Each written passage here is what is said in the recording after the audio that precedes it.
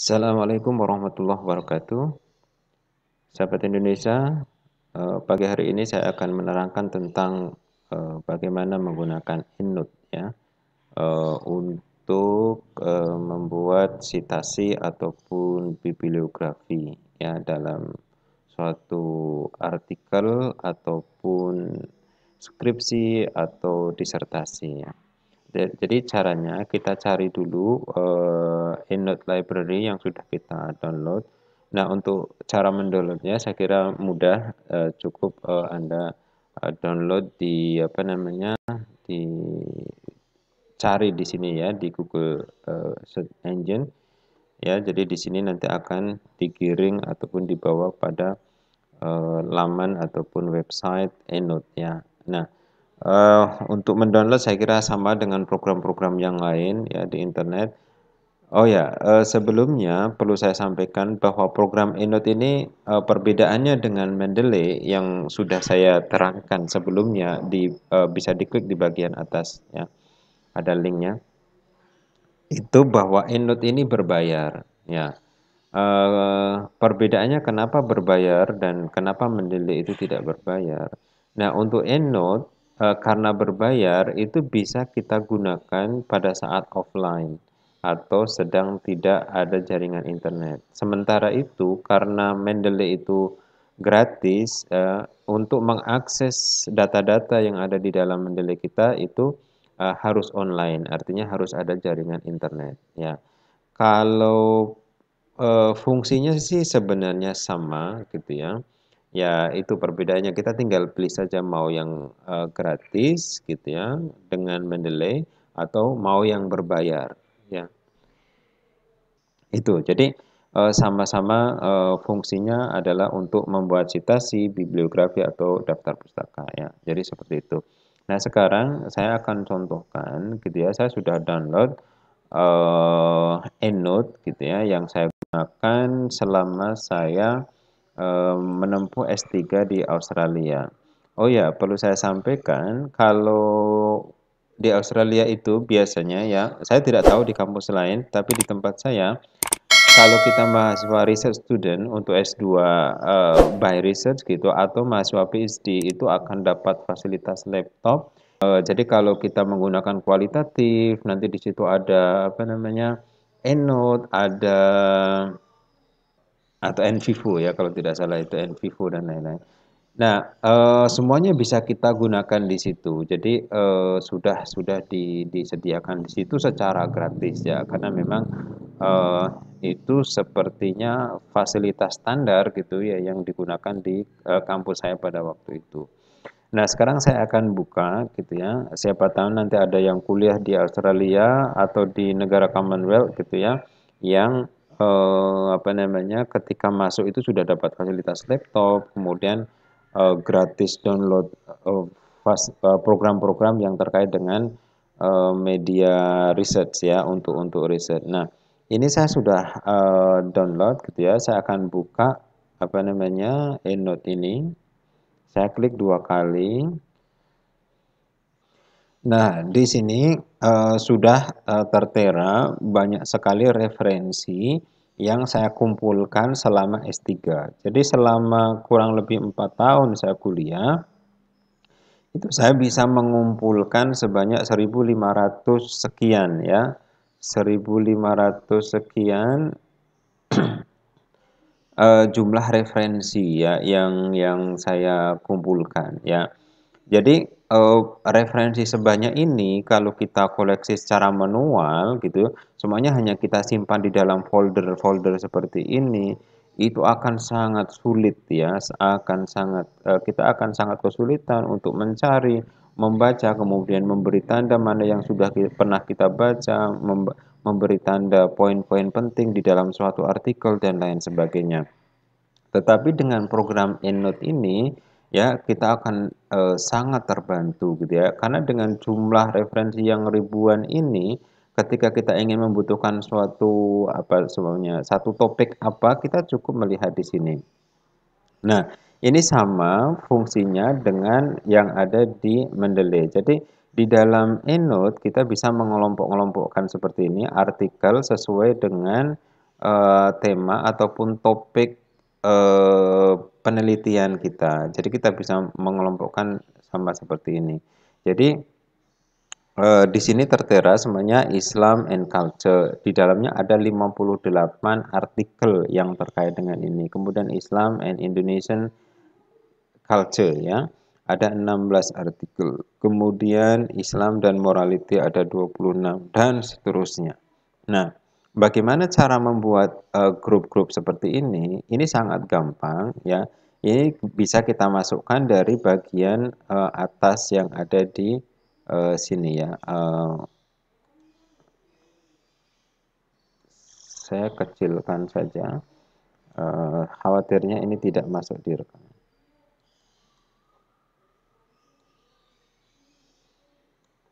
Ya, jadi di bagian ini kita bisa buat grup. Cukup klik bagian ini, klik. Nah, kita bisa meng-create grup, artinya membuat grup seperti yang ada di bawah ini.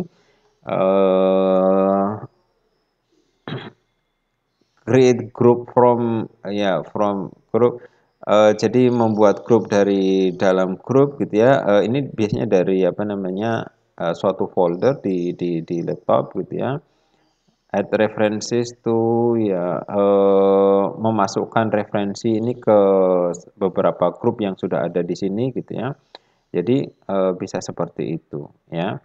Eh, ini saya kira sangat sangat membantu kita gitu ya di dalam menempatkan artikel-artikel yang sesuai dengan tema-tema yang ada di dalam tesis ataupun disertasi kita. Nah, saya biasanya pada awal-awal riset itu biasanya saya kelompok-kelompokkan pada bab ya. Kalau dulu bab ya. Jadi ini referensi untuk bab satu, ini referensi untuk bab 2, ini referensi untuk bab 3 dan seterusnya.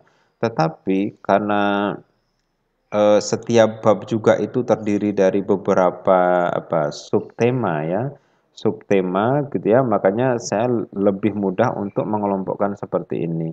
Ini menjadi sangat banyak seperti ini, kelompoknya seperti ini karena ini mengalami perubahan-perubahan ketika saya membuat revisi masukan masukan-masukan dari supervisor gitu ya yang harus mengingatkan saya menempatkan artikel itu di masing-masing tema ini. Ya, karena kadang gitu ya penelitian S3 itu untuk social science itu kadang itu berubah gitu ya sesuai dengan diskusi-diskusi yang sudah kita kita dapatkan masukan-masukan yang kita dapatkan dari supervisor, dari ketika kita sudah maju ke tim penilai proposal pada saat awal. Jadi itu akan mengalami beberapa perubahan dan kadang dari kita sendiri juga. Kalau ketika kita sudah membaca banyak referensi, itu akan banyak wawasan, akan banyak masukan-masukan di situ gitu. Dan kan kita tidak boleh menuliskan sesuatu yang sudah ditulis sama persis dengan orang lain. Makanya kita mengalami perubahan itu karena kadang gagasan awal kita itu sudah dilakukan oleh orang lain sehingga kita harus melakukan seperti disposisi gitu ya dari arah ke topik ini, cara penelitiannya seperti ini itu harus berbeda dengan apa yang sudah dilakukan oleh orang lain. Itu kenapa grup-grup masing-masing yang ada di sini itu agak berbeda mengalami perkembangan seperti ini. Nah, itu dari segi pengelompokan ya, sekedar tambahan saja ya. Eh, pengelompokan untuk di EndNote system ini. Nah, sekarang bagaimana kalau kita ingin mencari referensi yang akan kita baca? Ya, ini kan banyak ya, ada 1.500 lebih judul gitu ya. Tidak semuanya ada PDF-nya ya. Ini tanda bahwa artikel ini ada PDF-nya. Seperti yang di sini ini ada PDF-nya ya.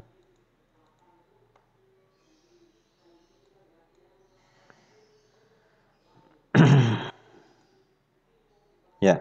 Jadi kalau ada PDF-nya, ini kita bisa geser ke sini, kemudian kita klik di bagian sini. Kita klik saja. Nah, kita bisa mengetahui apakah artikel ini sudah pernah kita baca atau belum, karena saking banyaknya artikel, kan kadang kita bingung ya, ini sudah kita baca atau belum. Kadang kita harus baca dulu baru tahu, oh ini sudah begitu. Nah, kita sebenarnya bisa menandai gitu ya, poin-poin penting gitu ya, yang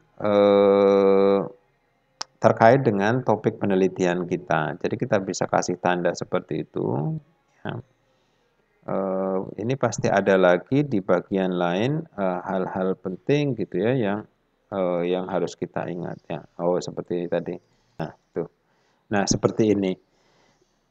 Jadi ini sangat-sangat penting sekali bagi kita mahasiswa research student social science gitu ya. Karena bacaan kita itu sangat banyak gitu ya. Kita perlu membuat tanda-tanda seperti ini.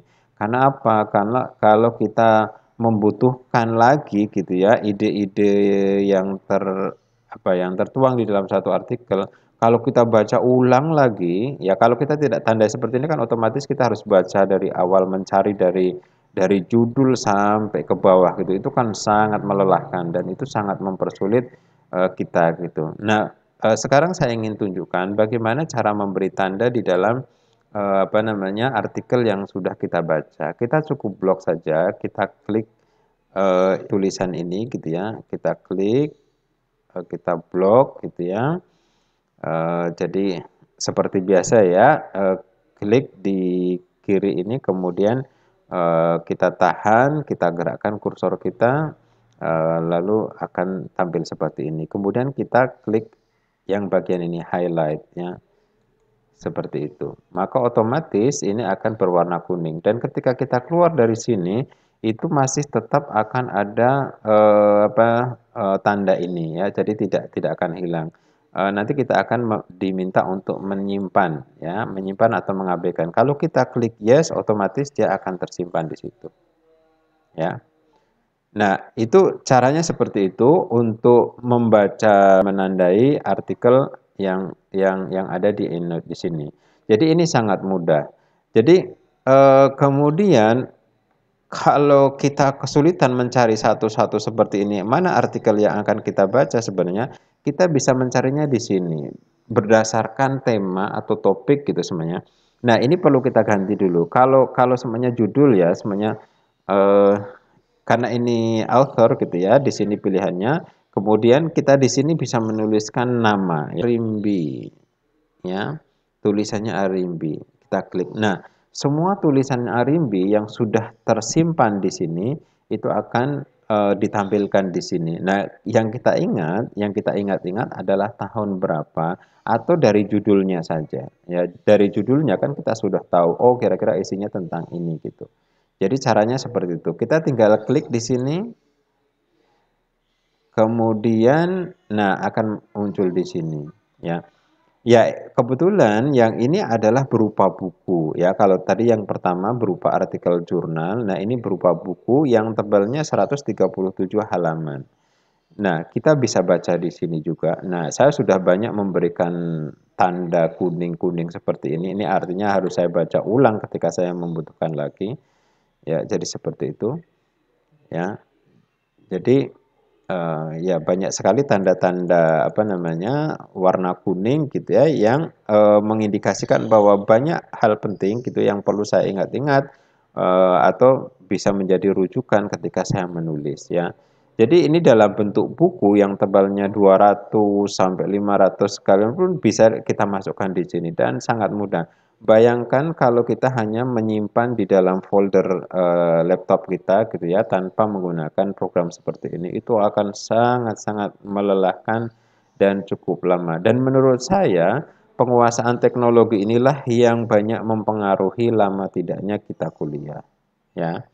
Jadi dari awal gitu ya perlu kalau sahabat Indonesia nanti bisa dapat beasiswa ke luar negeri gitu ya, harus benar-benar menguasai program-program seperti ini ya, dan program-program lain yang di internet karena semua komunikasi semuanya menggunakan digitalisasi gitu ya. Kalau di luar negeri kita komunikasi dengan supervisor, kita melakukan cek plagiarisme itu semuanya lewat internet ya, lewat sistem ya. Nah, eh oh ya, jadi ini data-data ataupun artikel yang sudah masuk di dalam sistem EndNote ini. Sekarang saya ingin menerangkan bagaimana memasukkan artikel-artikel yang begitu banyak ini di dalam program EndNote ini. Nah, kita memasukkannya bisa secara manual atau bisa secara online ya.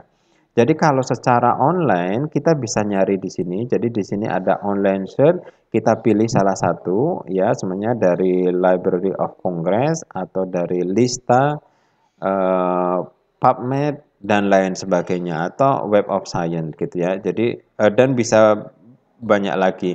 Nanti kita bisa memilih khusus mencari yang full text, semua yang terkait dengan kata kunci yang kita masukkan dan lain sebagainya. Jadi bisa secara online kita masukkan di sini. Nah, sekarang saya ingin menerangkan tentang bagaimana cara memasukkan referensi ini gitu ya ke dalam EndNote ini secara manual. Jadi kalau untuk manual menambahkan referensinya bisa kita klik di bagian ini, kita klik saja ya. Nah, nanti akan tampil seperti ini. Cara memasukkannya itu sama dengan yang ada di Mendeley ya. Jadi kita pilih dulu jenis tulisan ini jenisnya apa? Apakah buku, apakah artikel jurnal, apakah database online database atau online multimedia dan lain sebagainya. Nah, ini pilihan di sini itu lebih banyak daripada yang ada di apa namanya di Mendeley ya. Jadi jenis-jenis referensi ataupun jenis-jenis data yang akan kita simpan di sini ya. Jadi seperti itu. Setelah memilih jenis artikel ataupun jenis tulisan ini, baru kita menuliskan author. Nah, untuk pengarang ini cara menuliskannya sama ya. Jadi kita tulis dulu nama belakang ya, kemudian kita pisahkan dengan koma, baru nama depan dan seterusnya begitu ya. Ini bisa dilihat di internet cara menuliskannya. Bagaimana kalau namanya cuma satu kata? Kalau cuma satu kata, kita cukup menuliskan berulang gitu ya, semuanya Joni gitu ya, cuman itu saja namanya Joni, koma Joni gitu ya, atau Joni saja gitu sebenarnya tidak masalah ya. Jadi seperti itu. Kemudian tahun berapa, judul artikelnya apa, nama jurnalnya apa, volume berapa, isu itu biasanya diisi nomor ya, nomor berapa. Ya, kita membuka suatu artikel jurnal itu pasti akan ada nama jurnalnya, volume, isu dan lain sebagainya. Kemudian halaman, halaman itu ya di halaman berapa. Start page itu adalah halaman mulainya dari halaman berapa sampai berapa begitu ya. Untuk yang ini bisa dikosongkan, date semuanya diterbitkan tanggal berapa atau tahun berapa begitu ya. Kemudian type of article bisa dikosongkan, short title. Nah, mungkin kalau ada short title-nya bisa dicantumkan di sini. Ini bisa dikosongkan. Nah, ISSN ini bisa dicantumkan atau bisa dikosongkan. Nomor doi ini dimasukkan akan lebih baik begitu ya. Ini bisa dikosongkan, kosongkan, kosongkan. Ya, saya kira cuman itu sebenarnya abstrak. Nah, kalau ada URL-nya bisa dimasukkan, dikosongkan juga tidak masalah ya, seperti itu. Ya, jadi caranya seperti seperti ini. Nah, kalau ini sudah kita data ini sudah kita masukkan gitu ya. Kemudian kita ingin memasukkan atau melampirkan eh, PDF gitu yang sudah kita simpan di komputer, kita cukup klik di bagian ini. Klik di sini ya, kemudian cari artikel yang akan kita masukkan ya. Jadi apa namanya? Ini sangat sangat penting gitu ya. Nanti baru kita setelah kita masukkan nanti di sini akan tampil PDF-nya itu ya. Jadi artikelnya atau bukunya itu di sini. Kemudian kita klik yang ini. Nah, kalau kita melakukan perubahan nanti kita diminta untuk menyimpan atau mengabaikan. Kalau kita ingin menyimpan di sini berarti kita save ya. Jadi caranya seperti itu. Sangat mudah, sangat praktis ya. Tidak jauh berbeda dengan Eno dan Mendeley gitu ya. Jadi kalau nanti dapat yang ini gratis gitu ya, saya sarankan sebenarnya lebih menggunakan ini. Kalau dapat program EndNote ini gratis ya, tapi kalau berbayar ya buat apa beli yang ini kalau ada yang gratis dengan Mendeley ya. Jadi seperti itu. Kemudian apa lagi ya yang ingin saya terangkan? Fungsi-fungsi ini sama saya kira, jadi kita bisa print PDF-nya, kita bisa simpan, ambil PDF yang ada di sini, disimpan di folder komputer bisa, dokumen ini bisa kita share ke teman yang minta. Oh ya, sekarang saya ingin menerangkan bagaimana kita mencari referensi dari Google Scholar, kemudian kita masukkan di sini atau dari tempat lain. Jadi caranya kita masuk ke Google Scholar ya. Kita kecilkan saja biar tercover di rekaman ini ya. Ya, kita masuk di sini Google Scholar. Jadi kita klik ya.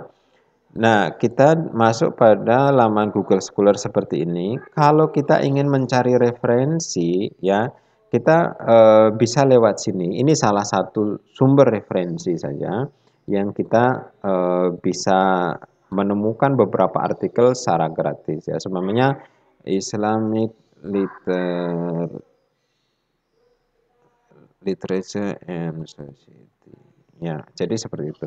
Nah, kita bisa mencari bagian yang ada PDF-nya saja, gitu ya. Yang lain kita abaikan. Seperti di sini ada Semantic Scholar ORG.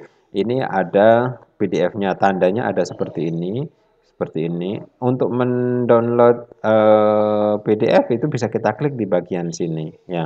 Nah, sekarang saya ingin tunjukkan bagaimana untuk mengambil data ini untuk citasi kita. Kita cukup klik tanda petik yang ada di bawah ini ya. Jadi kita klik saja. Nah, seperti ini. Nah, untuk memasukkannya ke dalam EndNote kita bisa memilih ini. Jadi kita harus ingat apa settingan yang kita masukkan di dalam EndNote kita apa gitu ya. Tadi kita bisa cek dulu di sini IPE versi 6 gitu ya. Ini bisa kita rubah-rubah ya. Kita bisa rubah-rubah sesuai dengan keinginan kita atau biasanya sesuai dengan jurusan yang kita pakai. Jadi tadi IPE, maka kita klik IPE di sini. Kalau kita sudah klik, kita cukup klik bagian EndNote. Maka otomatis itu akan terdownload ya di sini nanti kita masukkan. Nah, cara memasukkannya seperti ini. Ini kita klik 2 kali. Ya, ini hasil apa namanya? Hasil downloadan dari sini ya, kita klik 2 kali maka dia akan tampil di sini. Nah, sudah. Nah, judul, tahun, tanggal, dan identitas lainnya itu kita tidak perlu menuliskan karena sudah di-download otomatis dan masuk di EndNote ini. Ya, ini salah satu kelebihan yang ada di EndNote ya. Di Mendeley sebenarnya juga bisa, tetapi agak berbeda sedikit begitu ya. Nah, saya ingin menerangkan bagaimana kemudian memasukkan PDF-nya. Ini kan belum ada tanda PDF. Jadi kalau memasukkan PDF ini kita klik 2 kali. Ya. Nah, setelah kita klik 2 kali, ini tadi kan belum kita download ya. Kita klik saja. Ini secara manual. Kalau kita bisa download di sini PDF-nya, ya.